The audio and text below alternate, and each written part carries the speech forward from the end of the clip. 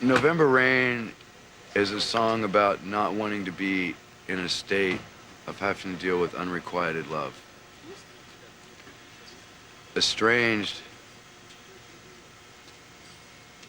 is acknowledging it and being there and having to figure out what the fuck to do. It's like being catapulted out into the universe and having no choice about it and having to figure out what the fuck are you gonna do, because the things you wanted and worked for just cannot happen, and there's nothing you can fucking do about it. I actually had a dream of the piano in this song, and because there's another person that I know that plays piano, and they're really good, and they make jokes out of it, and they sit there and crack jokes and play all over the piano like a double speed, and make jokes. And I was wondering why they never took that seriously, and somehow I started having a dream about this song I could write for this person to play, and I woke up and I went, well, I'm gonna go try and start playing that.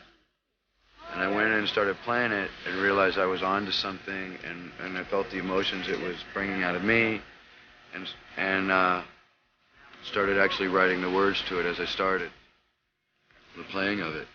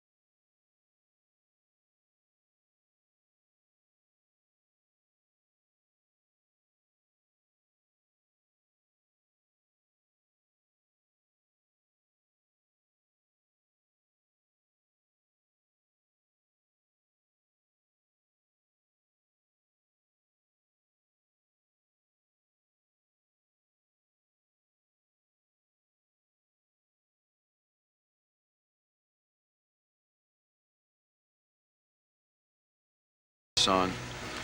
I brought it in to the band, and no one really quite had a concept of what it was we were going to do with this thing. And it was a very long piece with a lot of changes. So it was really exciting to start working on it and finding all the parts, and the band trying to figure out what to do with the parts. Everybody was very inspired. It took a long time, and maybe we were a little bit afraid of the song, you know. When we did the stuff, I was, this is really different for Guns N' Roses. The same way I feel about November Rain, these two songs really are similar in the fact that they're really emotional release on Axl's part, and the songs that he's written are great. They're classic tunes to me. It's just, his style is very, very strange. It's very different, which makes it that much cooler, but also that much difficult to learn, to figure out.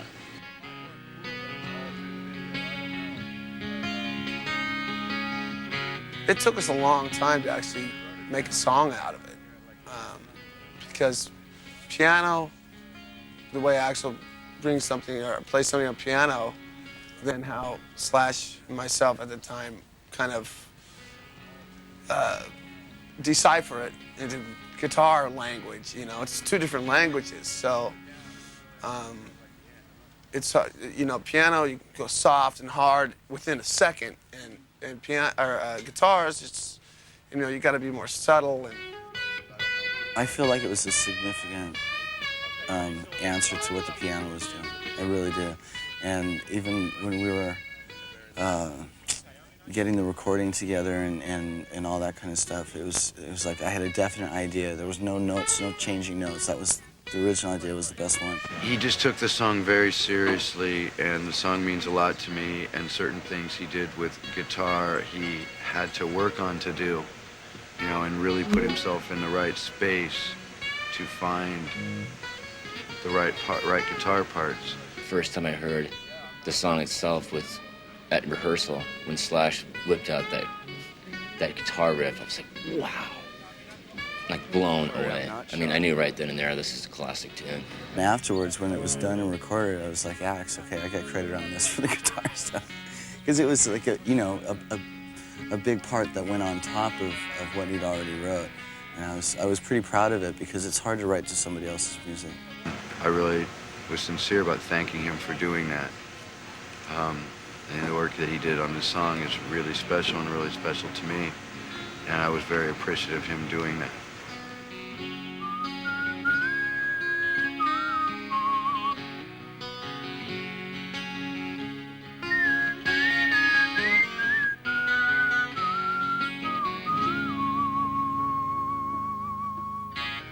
When I first heard the song, I mean, the first thing that I thought was cool about it was Slash's guitar playing. It was just so, it's real unusual, you know, and it's something new, and it's so hard to, like, reinvent, you know, rock and roll guitar and stuff. And what I heard is, like, how the hell do you get this guitar to feedback for, you know, a 12-minute song or however long it is?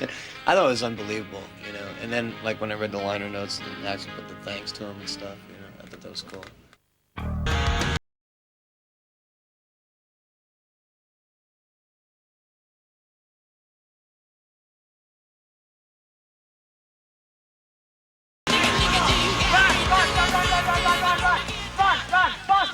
Faster!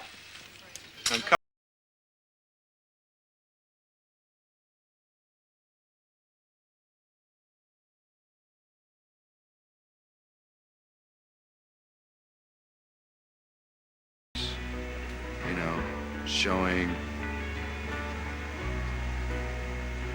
you know, their own emotional destruction and their process of transcending that. That's another thing about this video. It's also communication with Dylan. It's someone that I'm not allowed to communicate with, and someone who feels that I abandoned him, and I didn't. You know, I was told one thing and shown another, and you know, Dylan is robbed of certain things that he likes, and I am also. And just trying to transcend that and deal with that, and so making a video of like what's really going on and trying to show it. It was really wild when we filmed that scene, because in this room there's a shelf. Ever since Dylan moved out of the house, I've always pictured myself sitting on that shelf, just looking at his room. When it came time to film that scene, I went up to sit on the shelf, and they got the SWAT teams breaking in and everything, and I'm kind of oblivious to this whole thing. That's what I was supposed to be doing. And I ended up just laying down and going to sleep and having the most peaceful sleep. Really needed to be in to spend time with Dylan in my own mind that I really needed to do for myself and hadn't taken the time or found the time or the right place, and it happened on film. But it meant a lot to me. It was weird. It's like, I don't know how long I was asleep, maybe an hour, and it felt like 5 hours.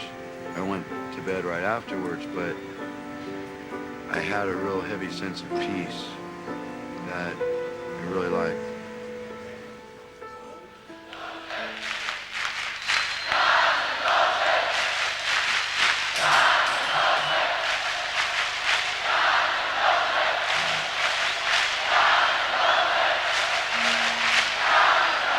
People got rhythm and shit.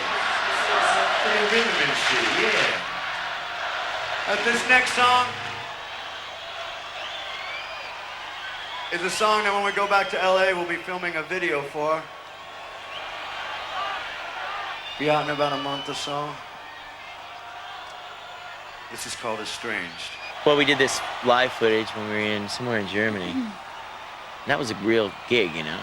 It's no bullshit. It was a big show out there in Germany. I think we're done. Someone tell me differently. Otherwise, I'm leaving.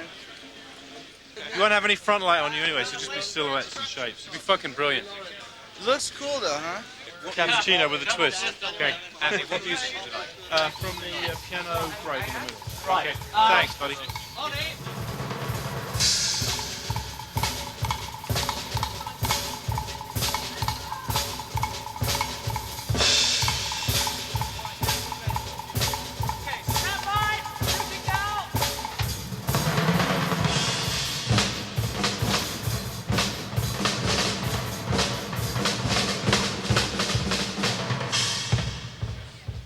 Narco's house.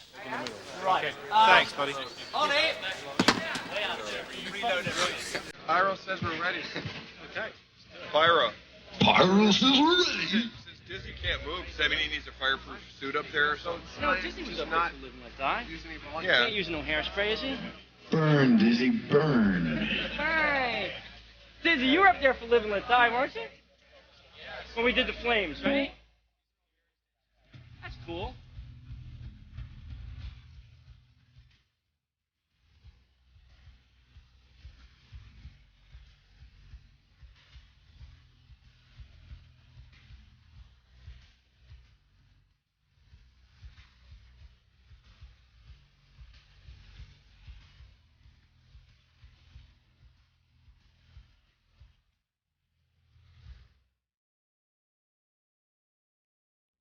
I've decided on the making of Estranged that I'm going to be very polite and not swear at all and be really nice to the documentary camera crew. Isn't that a change? The bad boys of rock and roll, Guns N' Roses, have closed off one of Hollywood's main streets this evening to make a music video. We're doing this estranged concept that I felt with the town that I grew up in, where, I don't know, this is where I used to hang out. So it's coming back to it where it's a completely different deal, and the environment's completely different, the people treat you differently. So I'm just going to be doing a guitar solo through a group of, you know, the average Sunset hangout people, and they're just going to cruise through it, and they're totally oblivious to me. They're very moody, and I'm just going to be playing a sad solo. I'm going to puke! Basically, we're doing Slash's guitar solo, and we're setting up a whole shot where Slash is going to be playing the solo as if he's floating down the street. So he's floating out of the rainbow and keeps going down the street, right down to the whiskey. So it's kind of like a mellow, dreamy, fantasy kind of sequence. If you'd like to come around the corner, I can show you what a massive setup is. First setup isn't on white. It's got some ski boots, very nice ski boots here, which Slash is going to put on his trolley, or our trolley, and we're going to float him out. He's going to be playing and moving. We won't see the trolley, but it will look like he's floating and stuff. This is going to look really cool when it's done, I promise. As you see, we're lighting up the whole thing, rainbow, and everything's going to be fabulous, like some monster movie. So, I mean monster in the large sense, not in the scary sense.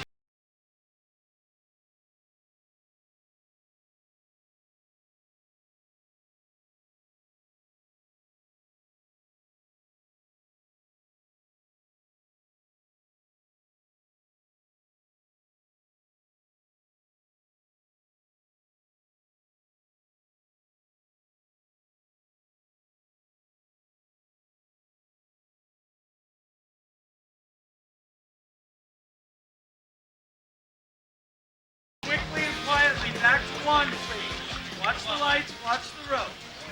Did we record that one? I can go faster as far as feel goes. So I'd like to do half the solo up to there, and then the other half in front of the Roxy, so... Hey! We don't film this stuff.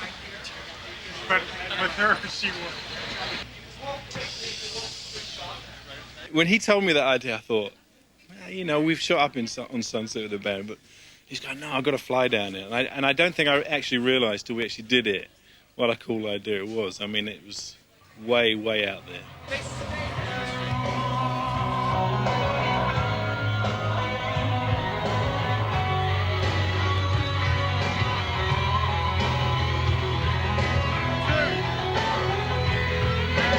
Did you hear about Gilby getting asked the talent scouts found him in some biker bar. Gilby was in a biker bar, and they were like, "You guys would be great for extras in the Guns N' Roses video." And he was like, "I think I already got asked about that." Well, I'm the eater. I'm the official guy who eats. All right, like look, there's a piece of parsley right here. He's awake. Look, he's awake. 3 o'clock in the morning, and he's yeah, awake. he's awake. It's the That's what we first. were This is the talking about. first. 3 making videos, and this is the first. He's awake in the middle of the night. The way I heard it was like, I'm under a lot of fucking stress because I got to do an album shoot, and I don't know what the fuck I'm going to do because these two have 2 different ideas. well, I don't know. In quotes, the spaghetti incident with a question mark.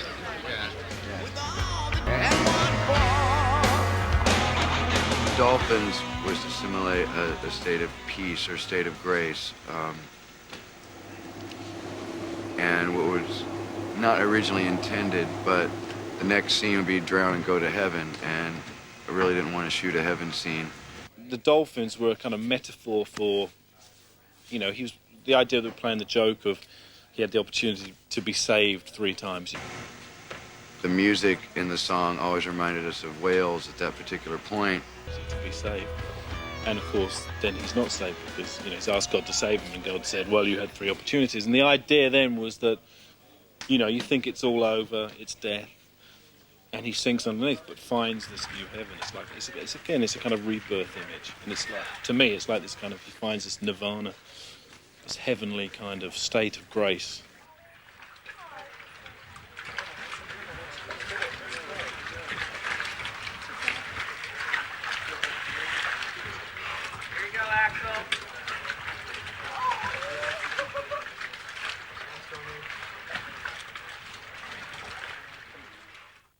At the end of the November Rain video, it says, based on the short story Without You by Del James, and that would be me. And like a lot of people have asked, you know, where's the story? How does she die? This and that. And what we were going to attempt to do was let people know what her fate was in this video. Where we had intended to make the sequel or the follow-up or the conclusion of November Rain, things changed, plans changed. You know, at first there was that pressure to come up with the, you know, part 3 of the trilogy, and you know, why did Steph die, which was, you know, the big question. And so that was the initial pressure, and obviously there's a lot of stuff that Axl was going through at the time, which actually, you know, pushed us away from that. There was an evolving that took place that's very hard to rise to transcend the story that we had and that we intended, but kind of been put in a situation where that's what was necessary to make the right video. So we kind of went, you know, way over somewhere else and tried this thing and then that thing, you know, just in terms of discussions and stuff. And then Axl suddenly got, you know, suddenly saw a way through in terms of the conceptual way of dealing with it for himself. So that's how Estranged developed. The cool thing, you know, if it is cool for me personally, is now people have to read my book, which should be out sometime in the middle of 1994, and that's The Language of Fear. So, like, for those people that are still curious as to how the chick died, you know, we get, like, a lot of letters about that. That's really the only way, because I ain't telling. What are we waiting for? I know what you want me to say. You want me to say, we're waiting on Axl. But I'm not going to say that, because we're not waiting on Axl. Only a fool would look into this lens and say, we're waiting on Axl, because we are not. So don't think that we are. Because we aren't.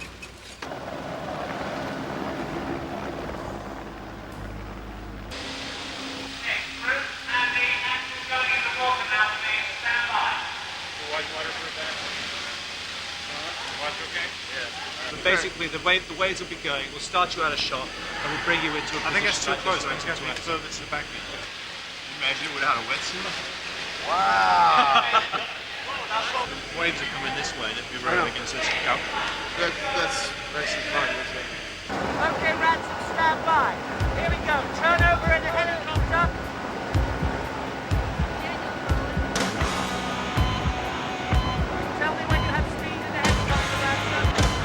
well, I was just informed moments ago that I'm gonna throw a thing, a little lifesaver thing, off a ship. I don't know. We don't really act, you know. It's like they just kind of give us direction and we just kind of do it. I think if we like try to do any kind of acting, it looks really stupid because we're not very good at it, you know. Is that a real helicopter you were just in? As far as you know. As far as you know, as far as you viewers out there, as far as you know, that was a real helicopter. To the public, that's the way we want it to look, right, John? Pretty amazing, Matt. You know, before I joined Guns N' Roses, I was actually a helicopter pilot. You know, I heard that. Yeah, and I've actually gone to different countries and brought, you know, like a mercenary, save Liar. people. Anyway, he's lying. Soldier of fortune, going, you know, save some lives. Cool. I did not know that about Yeah, you. I mean, the big bucks there, a lot bigger than GNR. Why be a drummer in Guns N' Roses when you could go be a mercenary? My part was really, I don't know if it really came across in the video. To me it does, but probably people don't know really what's going on. Maybe they do. Is trying to save Axl in the middle of the ocean. And really, I mean, when he was in the water and I was in the boat, it was pretty scary. I mean, it's like, at one point I was like, shit, I should jump in and save his ass. And a few times I fell in the water, the thing tipped over, you know. And it's more mentally exhausting than physically exhausting. Because he's going that right, he gets pushed that way, but I mean, other than that, straight. You sure you want to get up? It was fucking great. I was laughing so hard out there. I couldn't keep a straight face. You sure you want to get out? I'm just going to slap a load on and go again. That's my biggest fan.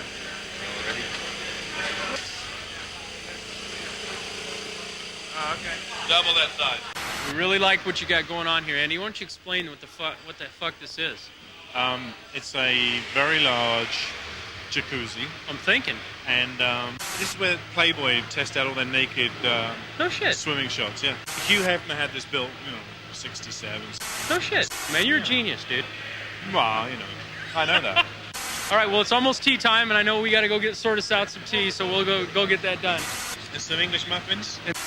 Pull that out. Pull your neck out. For what? Your neck. Pull that out. Warm water. Is that wrong? Feels like when I piss in a wetsuit. Sorry, I'm not a real man yet. I don't piss in my wetsuit yet. You want this towel? I don't know. You know what I'm talking about, Scott. Stuck in the middle of the lake. I've done a lot of real men things, but that one I'm not ready for yet. First day in a wetsuit. Couple days, I'm sure I'll piss, shit, everything else there is to do in a wetsuit. But we don't know where the conditions are. This way we can control it. It's, the lighting and then we match it to the big shots of the chopper and the... That's awesome. Seeing the guys battling with the elements down at this tank in San Diego, I mean, that was amazing. Oh yeah, I mean, I think this is going to blow people away. I mean, completely, because I think it's, it's not like narrative thing. It's just a really surreal thing that people are. I think they're going to get off on the I think this will probably be the most emotive video, actually, surprisingly, because I think there'll be a lot of things that will touch chords in people that they haven't expected.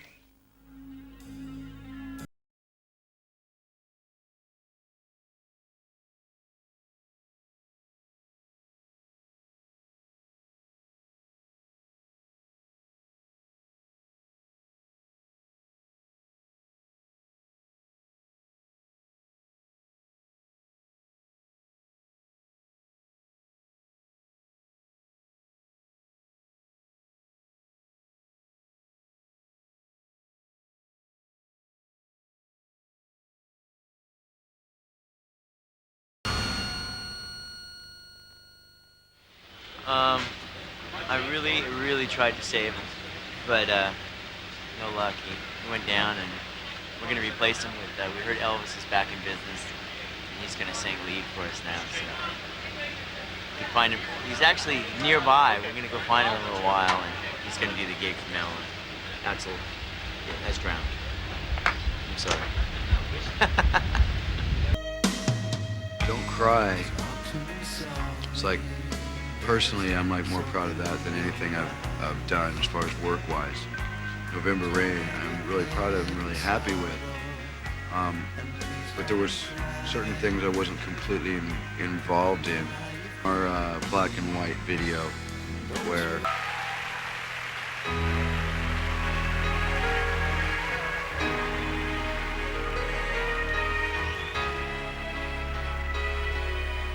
those videos are hard to look at. I mean, the making of those are hard to look at, they're hard to put out. November Rain was very hard to put out. I mean, I was in the process of being fucked over when November Rain was coming out.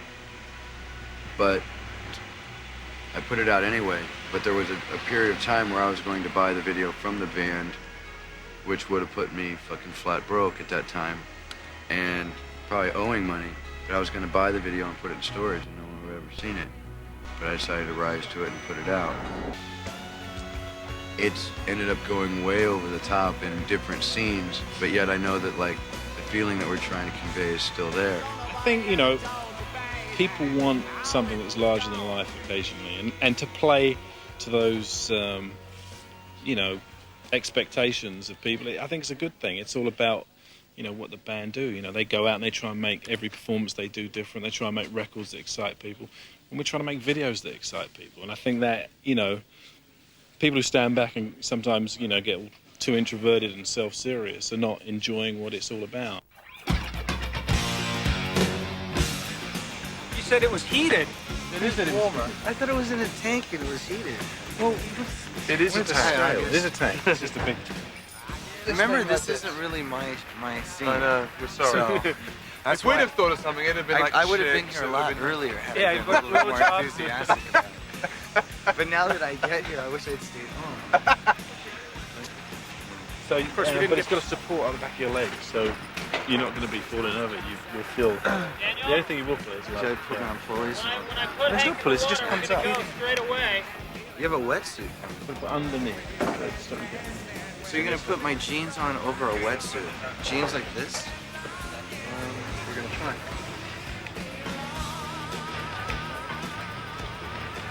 What do I need a double for? You guys gonna shoot me out of a rocket or something? It's because it's cold, unpleasant, and we knew you wouldn't like it.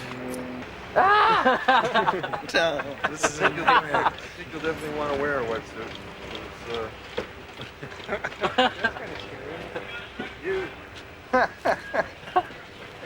I'm alright. I think it has more to do with the kind of relationship in the band that we have, so that it just happened to be the right piece of music at the right time that I had the right guitar thing for. So I don't think it needs all that much credit, you know, all things considered.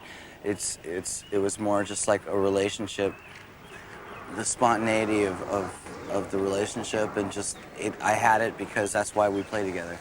It's been mind-boggling and amazing to me that like we wrote these songs, then we went on tour, and then all the songs kept reinventing themselves to me or to the band because of whatever situations were going on in our life. You know, it's another thing, having got to know them over the last couple of years, I mean, actually, well, the strongest thing about this song, you know, one could put, you know, a made-up story or whatever, but what I perceived in terms of the band is, you know, that they're away, we're all away from, you know, loved ones all the time. There's all this, you know, constant separation and reconciliation. And to me, that's the strongest, you know, theme going throughout it. You know, there's things that are particular to Axl, there's things that are particular to Slash, and everybody, which I'm trying to do today with this hospitality thing. I was trying to bring another element of the band that people don't really see, which is their other halves, or potentially other halves.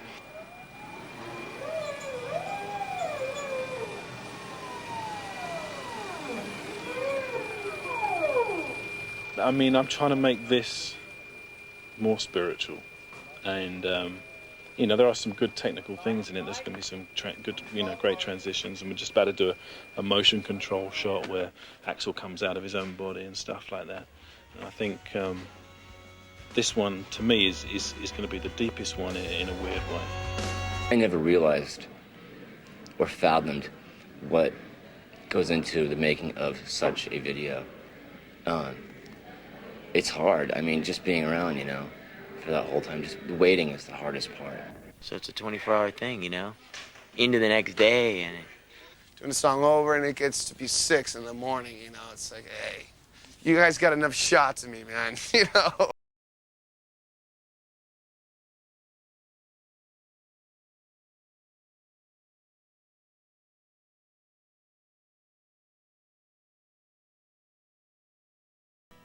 When I first saw Don't Cry, and I was not associated with the band in any way, and I saw it, I thought it was the coolest video that they'd done. I didn't understand it at all, but I liked that, you know. I thought it was really, really cool. It was interesting to see the band do, you know, something that different, you know. I understand it in my own way. And for me to say, to give my explanation of the trilogy would be kind of ridiculous, because I'm sure Axl's got his, I mean, I know what Axl's thinking and Slash, and, you know, I think they're 3 very beautiful videos and should be taken as that. Oh, I think they're great. They're amazing. You know, I'm still trying to figure them out. But, you know, so it's always fun when people ask you, what does that mean? It's like, hey, I don't know. This is the first video I've actually really shown up that much to do. That's true. November Rain used to I'm not in that video that much because it drove me nuts making it. I don't know. I'll be, you know, probably explaining this video for the next year or two, just like the last one. And not knowing what I'm talking about, just blabbering. The best thing you can do when it comes to expectation is to throw people off. You know, if they expect the answer, then give them something else. It's too easy to give people the answer. And there are no answers with this band. Applied to, at the present time, sitting here right now, this and Coma are the 2 heaviest songs I've ever written. While to be doing this video and things going on at my home with my family that would have been nice if it would have happened with Stephanie and I. But the woman continually worked very subtly at destroying that and trying to keep me from being here for whatever fucking reason. I don't know. And it's amazing when certain things are happening, and it's nice to like realize, wow, this wouldn't be as cool if she was here as the person she was when she was with me. That's very strange. It's also very strange to know that deep inside, underneath all the very varying emotions, that I do love this person and care about what happens to them, but not at a point of being a martyr or hurting anyone. Responsible for this whole thing. The video, the tour, everything to do with Guns N' Roses is my idea. Craig Duswalt, my idea. Everyone else has nothing to do with anything. It's all my idea. Thank you.